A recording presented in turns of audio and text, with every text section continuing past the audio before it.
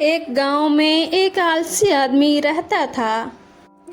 वह कुछ काम धाम भी नहीं करता था, बस दिन भर निठल बैठकर सोचता रहता था कि किसी तरह कुछ खाने को मिल जाए। एक दिन वह यूं ही घूम रहा था।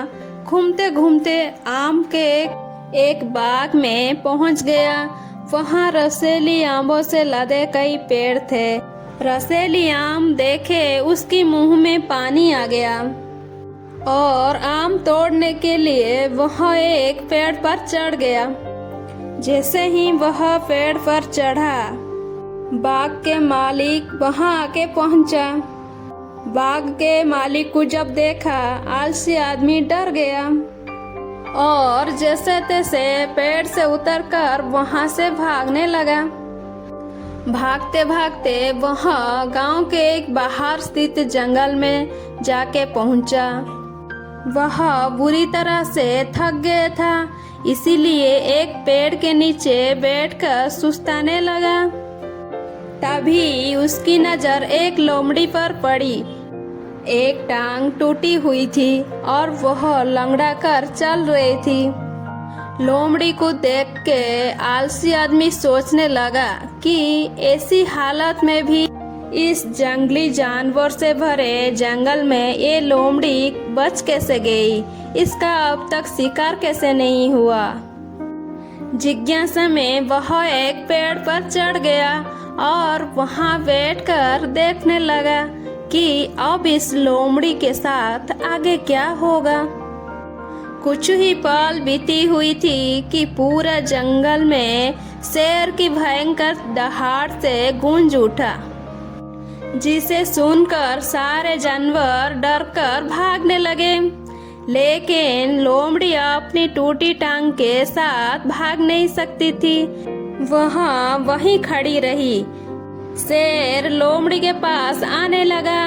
आलसी आदमी ने सोचा कि अब शेर लोमड़ी को मारकर खा जाएगा, लेकिन आगे जो हुआ वह कुछ अजीब था। शेर लोमड़ी के पास पहुंचकर खड़ा हो गया।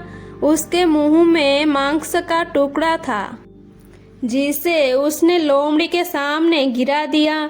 लोमड़ी खुशी से मांस के टुकड़े खाने लगी। थोड़ी देर बाद शेर वहां से चला गया। वह घटना देखे आलसी आदमी सोचने लगा कि भगवान सच में सर्वसर्व है। उसने धरती के समस्त प्राणियों के लिए, चाहे वह जानवर हो या इंसान, खाने पीने का प्रबंध कर रखा है। वह अपने घर लौट गया।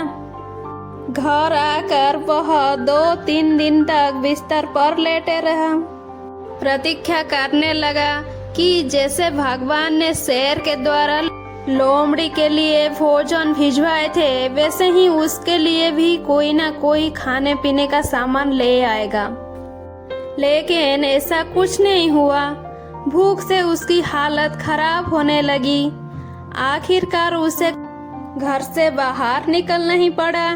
घर के बाहर उसे एक पेड़ के नीचे बैठे हुए बाबा दिखाई दिया। वह उनके पास गया और जंगल के सारा वृतांत सुनाते हुए बोला, भगवान मेरे साथ ऐसा क्यों कर रही है? उनके पास जानवरों के लिए भोजन का प्रबंध है, लेकिन इंसानों के लिए नहीं। बाबा जी ने उत्तर दिए, बेटा ऐसी बात नहीं। भगवान के पास सारे प्रबंध है, दूसरे की तरह तुम्हारे लिए भी है। लेकिन बात यह है कि तुम्हें लोमड़ी नहीं, शेर बनाना चाहते हैं। हमें इस कहानी से ये सीख मिलती है कि हम सबके भीतर क्षमताओं का असीम भंडार है, बस अपनी अज्ञातवश से हम उन्हें पहचान नहीं पाते। स्वयं को कमजोर समझकर दूसरे के सहायता की प्रतीक्षा करते रहते हैं।